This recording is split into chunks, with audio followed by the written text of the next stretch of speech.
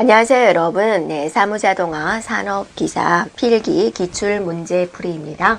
이번 단원에서는 정보통신 개론 21번부터 진행하도록 하겠습니다. 자, 다음에 설명하고 있는 것은 그랬죠. 효율적인 전송을 위해서 넓은 대역폭을 가진 하나의 전송 링크를 통해서 여러 신호를 동시에 실어 보내는 기술은 무엇이냐라고 그랬습니다. 대역폭이 넓기 때문에 하나의 신호만 가기에는 너무 낭비다라는 거죠. 네, 그래서 여러 신호를 한꺼번에 실어 보내는 기술, 이것을 무슨 기술이라 그래요? 바로 다중화 기술이다라고 하는 거죠. 그래서 정답은 4번이 되겠군요. 자, 21번 문제입니다. 네. X25 프로토콜을 사용하는 계층에 해당하지 않은 것은 그랬습니다. 자, 프로토콜 중에서 X25가 있는데요. 얘는 이제 단말 장치가 있고 회선 종단 장치가 있는데 자, 이 사이에서 이루어지는 상호작용을 규정한 하나의 프로토콜이 되겠습니다. 그래서 ITU, T 공고안이 되는 것이고요. 세 개의 계층으로 구성이 되어 있습니다. 그래서 물리계층, 링크계층, 또 패킷계층으로 나눠서 구성이 되어 있습니다. 패킷계층이다라고 하는 것은 우리가 전송할 때 하나의 단위를 패킷으로 보고 그 패킷을 어떻게 설정을 할 것이냐, 그 패킷을 어떻게 해지를 할 것이냐, 패킷에 관련된 어떤 포맷, 형식을 규정한 계층이다라고 보면 되겠습니다. 이거는요. 네, 그래서 정답은 바로 4번이 되겠군요. 자, 23번입니다. 비동기 전송 방식에 대한 특징으로 틀린 것은 그랬습니다. 자, 우리가 동기 방식이 있고 비동기 전송 방식이 있습니다. 비동기 방식이다라고 하면은 한 번 보낼 때 한 문자씩을 전송하는 방식이 됩니다. 그리고 시작 비트가 있고 정지 비트가 있습니다. 자, 이것을 문자 앞 뒤에 삽입을 하게 됩니다. 그래서 비동기다, 동기를 맞추지 않는 거죠. 그래서 동기다 그러면 약속 시간을 지키는 것이고요. 비동기는 그냥 일정하지 않게 발생을 하는 부분이 되겠습니다. 그래서 일정하지 않게 발생하는 통신에 사용이 되고 있습니다. 네, 그래서 이게 이제 하나의 문자다. 그러면 맨 앞에 시작 비트가 붙고요. 네, 맨 끝에 정지 비트가 붙고요. 내가 보낼 문자가 되는 것이고요. 네, 이런 식으로 보내는 것을 이제 비동기 전송 방식이다라고 하고 있습니다. 네, 그래서 한 번 보낼 때 하나의 문자를 보내기 때문에 저속이다라고 볼 수가 있겠죠. 그래서 틀린 것은 바로 4번이 되겠습니다. 자, 그래서 이제 동기식 전송이 있습니다. 동기식은 이제 긴 문자열로 전송하는 방식이고 그 문자열을 이제 프레임이라는 단위로 나눠가지고 전송하는 방식인 동기식 전송 방식이 있습니다. 동기식 전송 방식은 이제 서로 약속 시간을 정해가지고 통신한다라고 생각해 보면 되겠습니다. 자, 24번 문제입니다. 호스트 A에서 사용하는 데이터 형식은 ASCII 코드 방식이에요. ASCII 코드 방식은 이제 7비트 체계가 되죠. 호스트 B에서 사용하는 데이터 형식은 EBCDIC가 됩니다.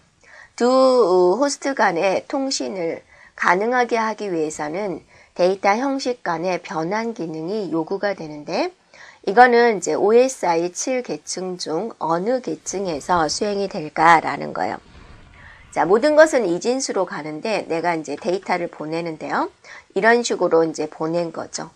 그래서 여기까지가 이제 하나의 문자가 되고 여기까지가 또 하나의 문자 7비트 체계로 보냈는데 받는 입장에서는 이거를 이제 8비트, EBCD IC니까 8비트니까 8비트씩 끊어버리는 거예요. 그러면 서로 해석이 달라져 버리겠죠. 그래서 이거를 맞춰주는 기능이 필요하다라는 겁니다. 이거는 이제 무슨 기능이다? 형식 변환 기능이다 라고 볼 수가 있는데요. 이런 형식 변환 기능을 제공하는 OSI 계층은 무슨 계층이냐라는 거죠. 바로 이제 표현 계층이 되겠습니다. 그래서 여러분이 OSI 7계층 외웠나요? 네, 물, 대, 네, 전, 세, 표, 응. 이렇게 일단 첫 글자씩 외워주면 되겠죠. 첫 글자씩 외운 다음에 자, 각각의 특징을 우리가 이제 알고 있으면 되는데요. 자, 여러분이 이제 처음에 물리계층이다 라고 하면 이제 처음으로 렌을 구축하는 단계죠. 네, 그래서 여기에 이제 나오는 게 렌 구축에 관련된 내용이 나오죠. 장비는 렌을 구축할 때 이제 뭐가 필요하는가요? 허브라는 게 필요하죠. 그 다음에 리피터도 필요하고, 그 다음에 데이터 링크 계층에서는 이제 신뢰성 있는 전송을 하게 되는데 바로 옆에 있는 컴퓨터끼리 인접 노드 간에 전송을 하게 되는 거죠. 그 다음에 이제 네트워크 계층에서는 이제 라우터가 나오고 또 최단 경로, 최적의 경로 설정을 하게 됩니다. 네. 그 다음에 이제 전송 계층에서는 이제 인터넷 세상이 되는 거죠. 그래서 여기도 이제 신뢰성 있는 전송이 되는데 이때는 이제 종단 간에 전송이 되고 신뢰성 있는 전송, 종단 간에 신뢰성 있는 전송이다라고 보면 되죠. 그래서 인터넷 세상이 있는데 이게 하나의 종단이 됩니다. 이게 하나의 종단이 되는 거죠. 그래서 종단과 종단 간에 신뢰성 있는 전송이다. 이 종단은 여러 개의 과정을 거쳐서 우리 회사에 있는 컴퓨터를 가리키는데 우리 회사에서는 또 하나의 회선을 여러 개로 나눠서 쓰고 있죠. 다음에 세션 계층은 이제 논리적인 연결입니다. 네, 논리적인 연결을 하는 것이고요. 표현 계층이 이제 바로 암호화 과정이라든지 또 압축이라든지 코드 변환이라든지 이런 것들을 이제 담당을 하고 있습니다. 응용 계층은 이제 우리가 이제 사용할 수 있는 응용 프로그램 단계죠. 전자우편을 보낸다든지 여러분이 사용하는 여러 가지 서비스가 되겠습니다. 네, 그래서 정답은 바로 4번이 되겠습니다. 자, 25번입니다. DTE에서 발생하는 NRZL 형태의 디지털 신호를 다른 형태의 디지털 신호로 바꾸어서 먼 거리까지 전송하는 것은 무엇입니까? 그랬습니다. 자, 바로 그게 뭐예요? 디지털을 디지털 형태로 바꾸는 거 DSU가 되는 거죠. 아날로그를 디지털로 바꿔서 다시 아날로그로 전송하는 방식이 있고 또 디지털을 아날로그로 바꿔서 다시 디지털 형태로 바꾸는 게 있죠. 디지털을 아날로그로 바꾸는 거 이게 바로 이제 모뎀이 되는 거고 아날로그를 디지털로 바꾸는 거 바로 코덱이 있습니다. 네. 그래서 정답은 바로 3번이 되겠습니다.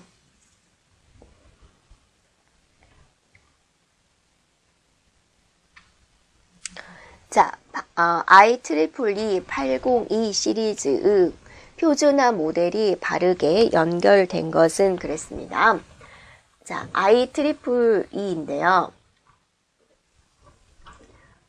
자, 이걸 한번 전반적으로 우리가 살펴볼까요? 네.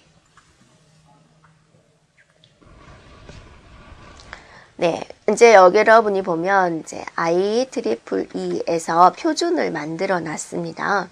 그래서 802.2 네, 에서는 이제 논리 링크 제어를 합니다. 네, 논리 링크. 네.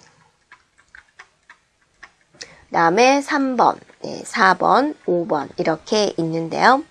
자, 3번에는 여러분이 CSMA CD 방식의 내용이다라는 거죠. CSMA CD 방식이다라는 것은 이제 무엇이었어요? 내가 이제 여기를 회선을 공유해서 쓰고 있는데 내가 전송할 데이터가 있다. 근데 누군가 쓰고 있다. 그럼 잠시 대기한 다음에 비어있을 때까지 기다렸다가 데이터를 전송하는 방식이죠. 그 다음에 자, 4번은 이제 토큰 버스, 토큰을 가진 자가 통신을 할 수 있다라는 거고, 얘는 이제 토큰 링 방식이죠. 같이 이제 토큰을 가지고 있는 것은 같은데, 구현을 버스 형태로 하느냐, 링 형태로 하느냐, 이런 이제 걸 구현을 한 거죠. 네, 그래서 맞게 되어 있는 것은 바로 4번이군요. 자, 27번입니다. OSI 7 계층 중 응용 간의 대화, 제어를 담당하는 것은 무엇이냐라는 겁니다. 대화, 제어.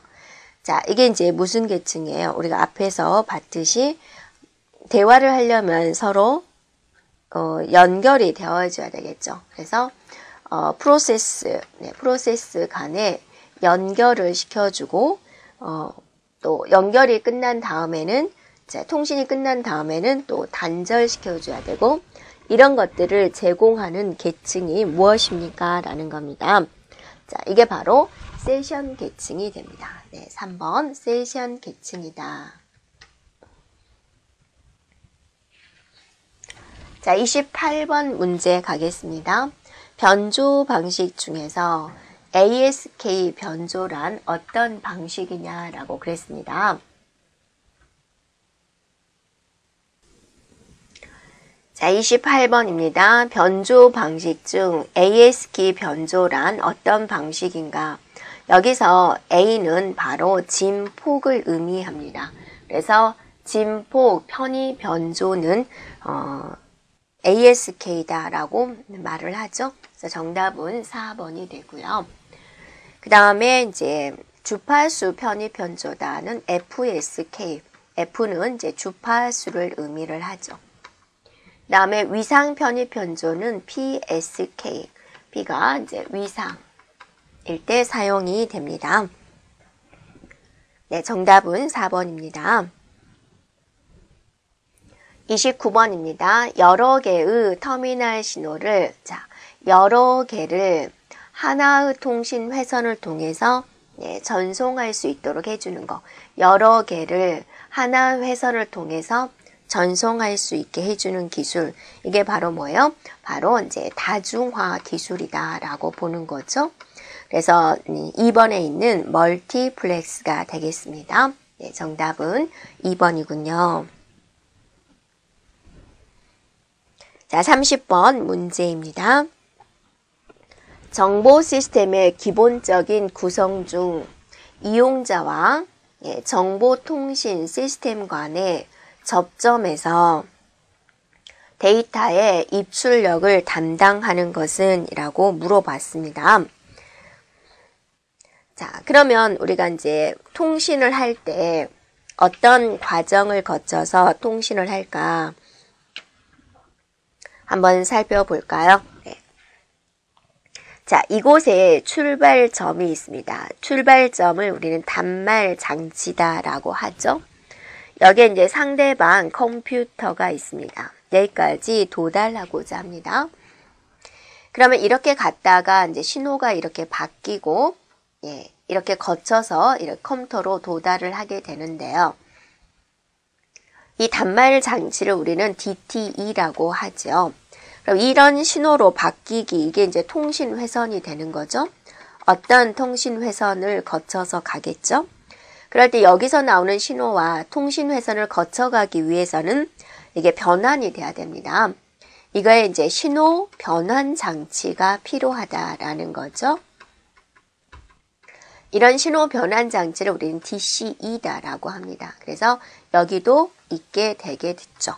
네. 그래서 이제 마지막 컴퓨터로 들어가기 전에 제어 장치를 거치게 됩니다. 통신 제어 장치를 거치게 되죠.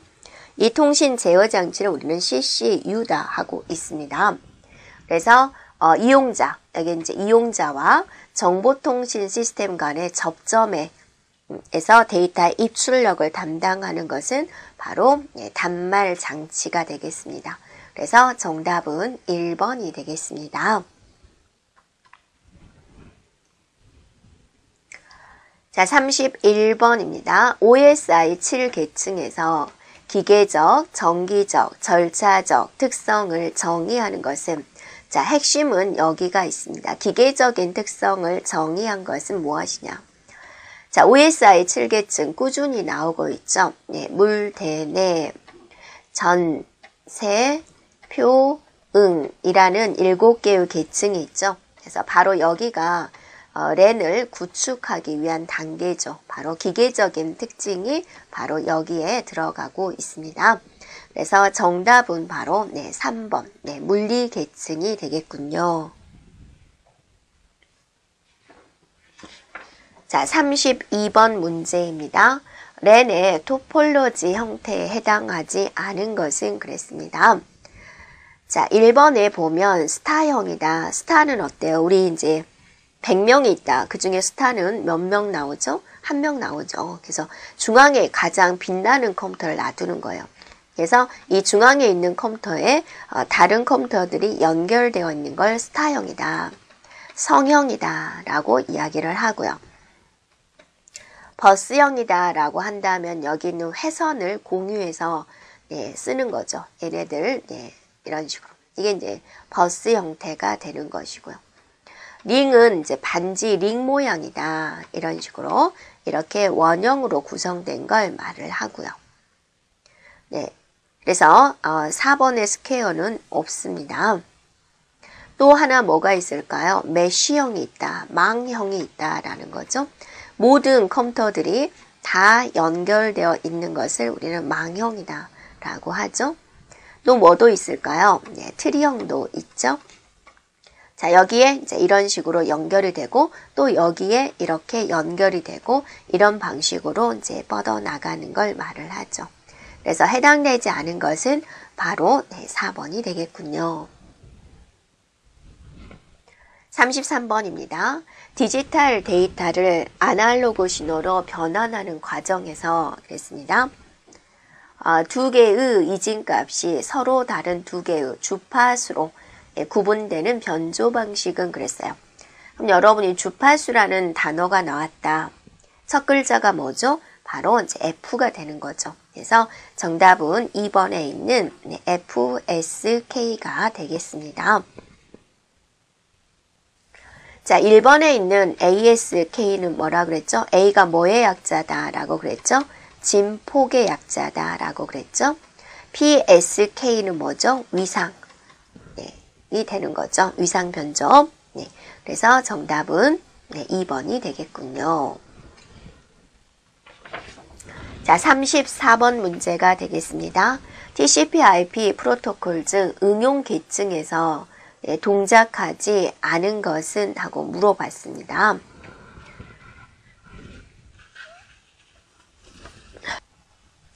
그러면 우리가 TCP/IP 프로토콜 구조를 한번 따져보면은요. OSI 7계층과 한번 비교를 해볼까요?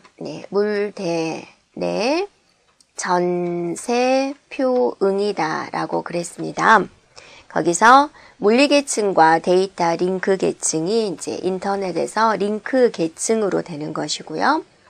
그 다음에 이제 네트워크 계층, 또 여기가 전송 계층이 되는 것이고요. 여기서부터 여기까지가 응용 계층에 해당이 되죠. 그래서 각 계층에서 이제 사용되는 프로토콜이 있는데요. 응용 계층이다. 그러면 우리가 이제 여러 가지 서비스, 여러분이 하는 서비스다라고 생각해 주면 돼요. 그래서 여러 가지 웹 서비스를 받기 위해서 HTTP를 하고요. 그 다음에 원격 접속, 텔넷이 있고요. 또 메일을 보낼 때 사용되는 SMTP가 있고요. 네. 이런 식의 이제 하고 있는 거죠. 자, 4번에 ICMP가 있는데요. 이 ICMP는 바로 네트워크 계층에서 사용이 되고 있습니다. 그래서 IP 통신을 할 때 문제점이 있었을 때 자, 해결해주는 그것에 대한 내용을 담고 있는 ICMP고 바로 이제 네트워크 계층에 있다라는 겁니다. 그래서 정답은 4번이 되겠습니다. 전송 계층에 있는 프로토콜 뭐가 있어요? TCP, UDP가 있고요. 네트워크 계층 IP가 되고 또 비슷한 IGMP가 있고요. 또 ARP가 있고요. 맥 주소를 찾아주는 ARP가 되죠. 자, 35번입니다. 에라 제어 방식 중 CRC에 대한 설명 중 옳은 것은 그랬습니다. 그래서 CRC의 내용이 무엇일까 한번 보도록 하겠습니다. 자, CRC다라는 것은 오류를 검출하는 방식 중에 하나가 됩니다. 그래서 우리가 오류를 검출하는 페리티 코드, 해밍 코드가 있듯이 오류를 검출하는 방식에 CRC가 있습니다. 이거는 어떤 방식으로 오류를 이제 검출하냐면 내부적으로 다항식 코드를 사용해가지고 오류를 검출하는 방식이다랍니다. 그래서 에라 검출 코드인 FCS가 있습니다. 그거를 정보에 추가해서 전송을 하게 됩니다. 그렇죠? 그래서 이제 정답은 바로 3번이 되겠습니다. 한번 보면 프레임 단위로 오류 검출을 위한 코드를 계산을 해서 프레임 끝에 부착을 하는데 그걸 뭐라 그런다? FCS라고 한다라는 거죠.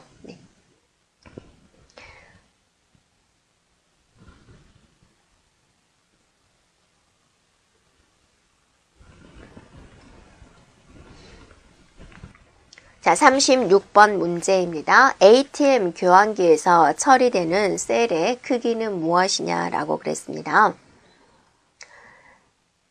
자, 여러분이 여기서 ATM 기술이다라는 것은 이제 뭐냐면은 우리가 이제 ISDN이 있어서 종합정보 통신망이다.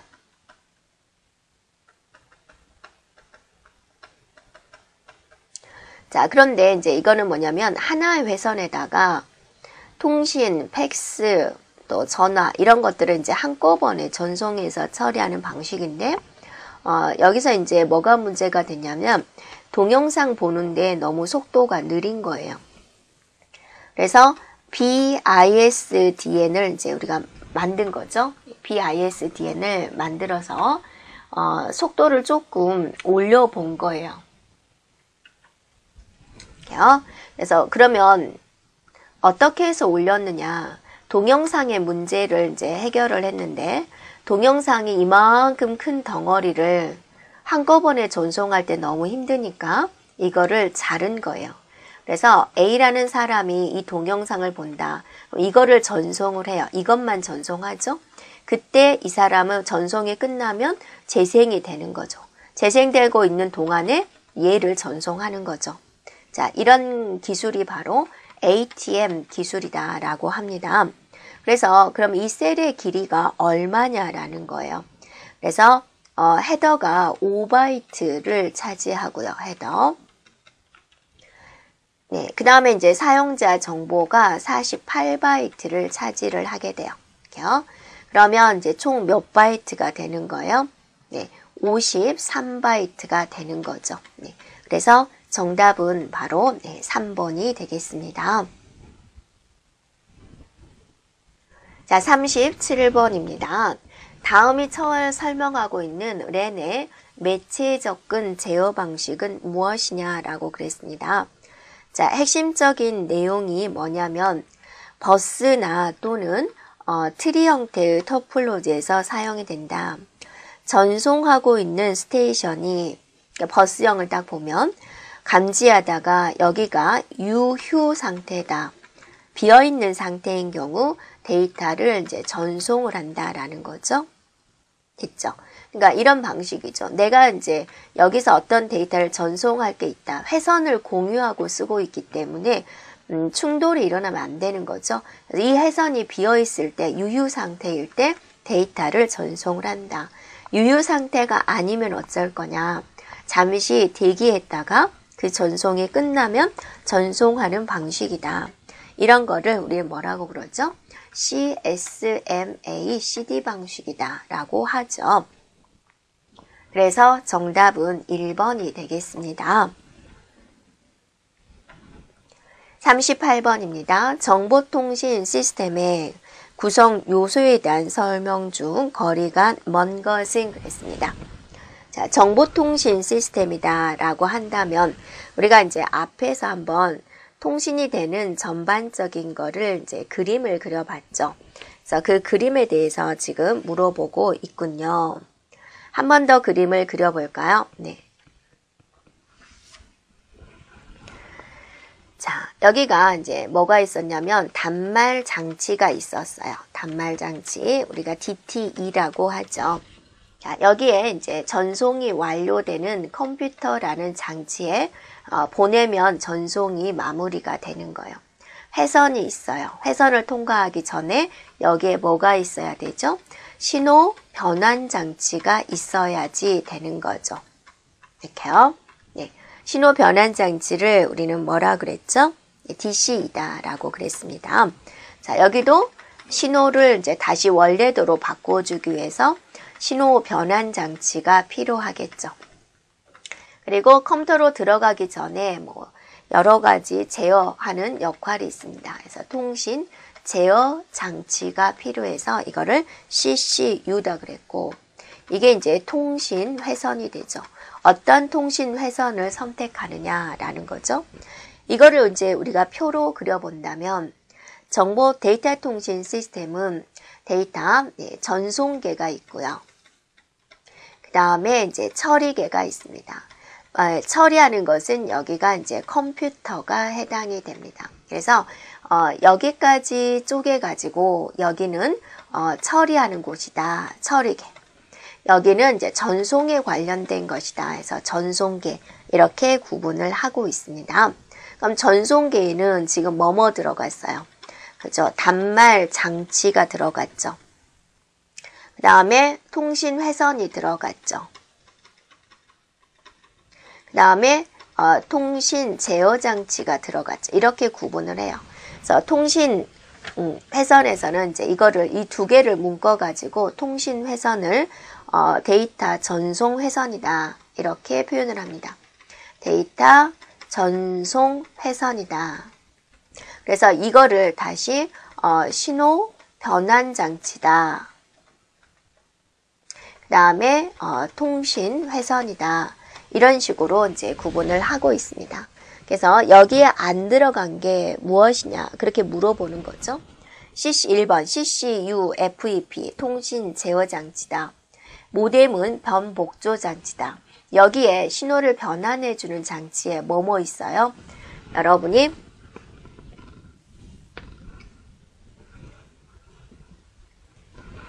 자, 색깔을 제가 바꾸려고 했었는데요. 네. 자, 신호 변환 장치에는 뭐뭐 있어요? 여러분, 신호를 바꿔주는 거. 모뎀이 있죠? 또 DSU가 있죠? 또 코덱이 있죠? 네, 이런 것들이 신호 변환 장치가 되죠. 네, 그래서 2번은 맞는 거죠. DTE는 데이터 에러 감시 장치다. DTE다라는 것은 단말 장치입니다. 네, 그래서 틀린 것은 이제 3번이 되죠. DSU도 신호 변환 장치가 되는 거죠. 네, 그래서 모뎀을 다른 말로 뭐라고 하는 거예요? 변복조 장치다라고 하는 거죠. 네, 그래서 2번, 4번 모두 맞습니다. 거리가 먼 것은 바로 3번이 되겠군요. 자, 39번 문제입니다. HDLC에 대한 설명으로 옳지 않은 것은 그랬습니다.